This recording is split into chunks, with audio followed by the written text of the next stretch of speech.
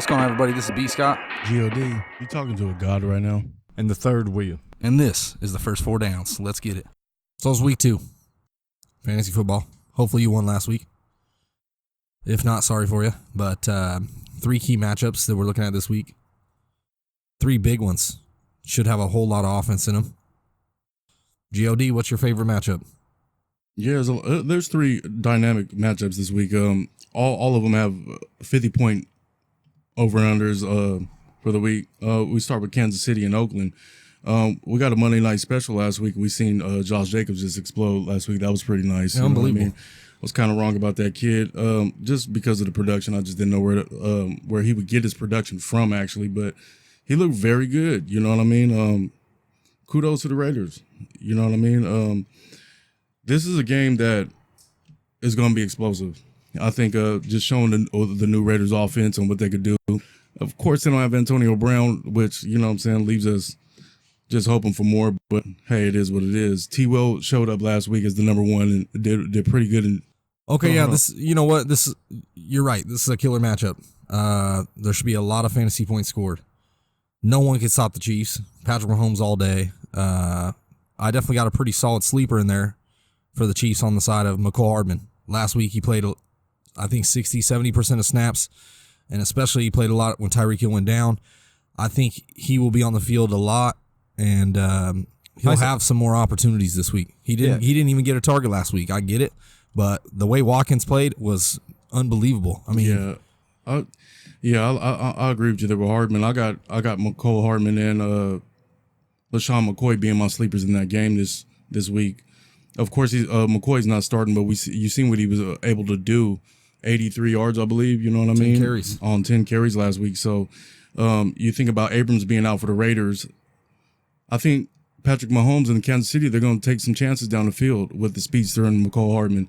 So that's also going to be able to – it's going to be hard for Oakland to really execute and stack the box against McCoy and the Kansas City Chiefs. So I think they could easily be sleepers in that game or produce for fantasy owners. The obvious starts, I mean, Sammy Watkins, you look at what he did last year. Yes, it was a career high in touchdowns and everything like that, but he's also a dynamic player out of Georgia. Let's not forget he was a number 1 pick. You know, the Raiders gave up 7 catches on 120 yards to Sutton last week. And with Patrick Mahomes there and McCole Hardman creating that space, I think he's primed to have another big game. I got him at least 100 yards in the touchdown this week and possibly room for more. Kelsey, you know, dynamic. Gonna do what he do. There's nothing else to say about him. You could look at a floor of 7 catches to 80 yards in the touchdown, probably more to be more realistic. Yeah, Mahomes just missed him on a touchdown last week. I mean, just overthrew him. Yeah. And that would have obviously put the cherry on top last week. You still finished fantasy 9.5 points. Yeah. So Vegas has it at 52. I mean, you know, you know it's going to be some explosion in that game. So if you guys got any of those players, I would start them safely. You know what I mean? Another matchup going into this week 2, is New Orleans versus the L.A. Rams in L.A. They have a 53 point over. You got to realize something too. Last year they put up 80 points in a game last year for fantasy owners, and there's a lot of players that are drafted on those teams. So you know what I mean. That's another set of players that is just going to be locked and loaded in this game. It's a redemption game. You know, we had a penalty last year in the playoffs against the Saints that cost them the Super Bowl pretty much. So I think that Drew Brees and the Saints are going to come out there with a little bit more vigor this week and really take it to them. This might be turning out into a different type of rivalry game. Well, I worry about Drew Brees in this game. Not that he's not going to score some fantasy points, but I really worry about him having an absolute excellent day. I think Kamara's going to have a huge game. I think Latavius Murray will have a startable game if you have him. I think he's a viable flex option this week. So, and Michael Thomas is going to kill it. Jared Cook might have an okay game too. He looked all right last week. He was injured through training camp and missed some time, so he missed some rapport with Drew Brees, but he still looked okay, not too bad. Yeah, I got Jared Cook as my sleeper for that game. Who else? You got Darrell Henderson, right? Yeah. I ain't no way I could start Daryl Henderson and put him Yeah, in my lineup. It's impossible. Daryl Henderson is a deep sleeper in this game. Don't get it wrong. You know what I mean? If you have some kind of situations where maybe you drafted Melvin Gordon and Mixon or something like that, maybe you take a shot with Daryl Henderson, but realistically, you're probably not going to be inserting him in lineups this week. But I think there's a big chance that he can get off in this game. Is going to be explosive. We know his talent coming out of Memphis, and he's an excellent pass catcher out of the back, which Malcolm Brown is not. And I think that's what they're going to need in order to keep this game flowing. Gurley is somewhat of a sit to me just because of the injury risk and just the high pace of what this game is going to be. You know what I mean? This is going to be a real barn burner. I think it has the potential to be something like that, but it's hard pressed to sit Gurley. I mean, even look at last week. You're gonna ride him until the wheels fall off. Well, honestly, if you look at Gurley last week, he did. I want to say he had 3 carries in the first half, and then he finished with like 13, 14 carries. They really utilized him down the stretch to really seal the deal in that game, and he looked very well doing it. I think they're going to kind of keep it on that pace as well, and they're not going to pound him a lot. But you're right. This game could be a track meet going back and forth. Yeah, both defenses are solid. So yeah, I hear you there. But I think with Gurley, what they're doing is putting him in more, giving him more touches in the fourth quarter where the defenses are a little bit more worn down. But in this game, they're going to have to keep continuously putting up points. So that's why I had Daryl Henderson as a sleeper because of the passing down work. Yeah, the passing down work. I got you. Okay. Also, with the Rams, don't underestimate that receiving core. They got Cooper Kupp back. Hold on, let me do it over. They got Cooper Kupp back, finally healthy. He put up 5 catches for 89 and a touchdown on him last year. And then you have Woods and Brandon Cooks. I mean, all those guys are startable. Yeah, you know no way I mean? there's no way I'm sitting Woods this week. I'm gonna go ahead and just. There's really no sits there unless you're just thinking about Gurley. You know what I mean? You got a better option or something like that. But if you drafted him in your first 2 rounds, I mean, of course you start. It's Todd Gurley, people, of course. But stranger things have happened in the National Football League. Yeah, I mean, as we're going along, we're looking at dynamite matchups this week. We got 3 huge matchups that's going to potentially put up a lot of fantasy points on both sides for each team. So. Anything else on the Rams? You got anything else? No, I'm good. Let those receivers go. I mean, you got 3 receivers, 3 startable receivers that could finish inside the top 15 to 20 on one team. If you think about it, with Kupp, Woods, and Cooks. So and the other 50-point game is the bird fight, Eagles versus Falcons. We all know that Julio Jones absolutely kills the Eagles. You know what I mean? You look at last week.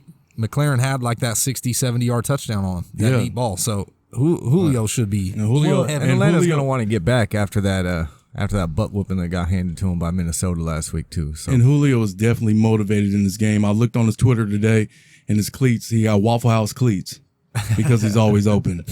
You know what I mean? So he's very motivated, ready to go get some work. I think Julio kills him. That running game is atrocious. Let's be real. Devontae Adams is past Freeman. Oh yeah, Devontae Freedom. Devontae Freedom. That's what I'm gonna call him now. Devontae Freedom. Well, you can't freed him because he sucks. That is true. They've been freeding him for a couple years. Devontae Freeman is past his prime, and it just shows the work last year. But Dirk Cutter joining back as the OC there, he is not getting utilized like how he did under LaFleur and. That was Dirk Cutter before LaFleur. Or no, LaFleur was there a year. Someone else was there 1 year, I think. Yeah. I'm not sure who was there before. With Dirk Cutter, he did okay. But it was like more in the passing game. Where he got his work. Yeah. It was Shanahan, right? Shanahan was over there. Yeah, Shanahan was there too. So, and those LaFleur and Shanahan know how to utilize the running backs in the passing game. Dirk Cutter does not do that whatsoever, and it showed last week, week 1. The Philadelphia Eagles has, as of right now, a top 3 rushing defense, and Freeman just don't look like the part. I see them running a lot of shotgun sets, and that would probably mean a lot of blocking for Austin Hooper. So look for sleepers like Mohamed Sanu and Calvin Ridley to just light it up this week. Yeah, I think Hooper has a chance to fall in the end zone, especially if they get down in the red zone. They're not going to be able to run the ball, I don't think, on the Eagles. So Hooper is kind of a touchdown boomer bust, period. But I agree. you look at the other side of the ball, I like Miles Sanders a lot in this game. I mean, you look at last week, Dalvin Cook, he ran all over him, and he looked great doing it. And I think Sanders has that similar burst and that speed, man. Yeah. Dalvin Cook was untouched on over 50% of his touches, like 5 yards deep. So Definitely my sleeper in this game, and he's primed to take over that position. It's just a matter of time. yeah, Jordan Howard actually looks solid too. They got a lot of running backs that are more than capable of doing the work. Darren Sproles is 100 years old, and he's still getting 10, 12 touches, which is crazy to me. But and Atlanta, as healthy as Atlanta's defense is, finally, they're still last, like one of the last teams in rushing. You know what I mean? Against the pass, they're middle of the road. So I think there's going to be a lot of offense there. Djax and the connection he has with Wentz. Wentz absolutely, he loves him. So you can look for him to spread the field and actually get adequate touches. You know what I'm saying? He had 8 targets last week. That's not really typical of people hitting Deshaun Jackson. And then typically in that 4 to 5 range. Yeah, but he had two big touchdowns. So and then 150 yards. So that's going to open up the field a lot for Alshon Jeffrey and Zach Ertz. Yeah, so I think once again, of these 3 matchups, huge points. Get all your guys in. I'm still fading Freeman. He just has not looked good and healthy all the way, and he sucks. I mean, it's just easy. It's hard pressed to say he sucks. They actually, it's like most running backs. They get paid after their primes, and once they pay them, it's like you just have to ride them, even though they're not the same player. Well, there's been a bunch of turnover over there too. There was turnover on the line. There was turnover in the systems, offensive coordinators. So from the time that he was really killing it with him and Coleman over there, you've just kind of seen a decline for the past 2 years. Well, it's because of the injuries, and let's not forget he won concussion from being out of the league too. So he got banged up. Since he hurt his knee, he just hasn't been the same player. Yeah, you know what I mean. They paid him that money, and that kind of sucks. But for the team, yeah, there's a whole lot of sleepers I would rather take chances on personally. I mean, there's a lot of guys that just even on limited opportunities, I think can produce better than Freeman. So, and Freeman's not even a workhorse anymore. Yeah, Edo Smith is eating into his carries right now. So I'm hard pressed to even have Freeman in my starting lineup at all until you see some flash of greatness or they play an absolute terrible team. I can't have him in my starting lineup. Yeah. I mean, there's guys on the waiver, 10-man leagues, maybe not 12-man leagues, but 10-man leagues, there's guys on the waiver you can get. Yeah, that would take chance. AP, I mean, come on. AP starting this week, I'll take a chance on him. Matt Breida, even though he's in a split, he's going to get some decent carries playing Cincy. We'll have to see, but I'd rather take a chance with him. Yeah, so ultimately, those are the 3 matchups that we wanted to focus on and take a look at. Especially, you got a lot of points and a lot of fantasy implications that are going to be taking place in those games, and you're starting most of those studs, most of those guys, and there's even a few sleepers in there that I would definitely take just with the opportunities of having such a high point total. Yeah, I agree. For the first 4 downs, this has been B. Scott, the third wheel, and as always, GOD.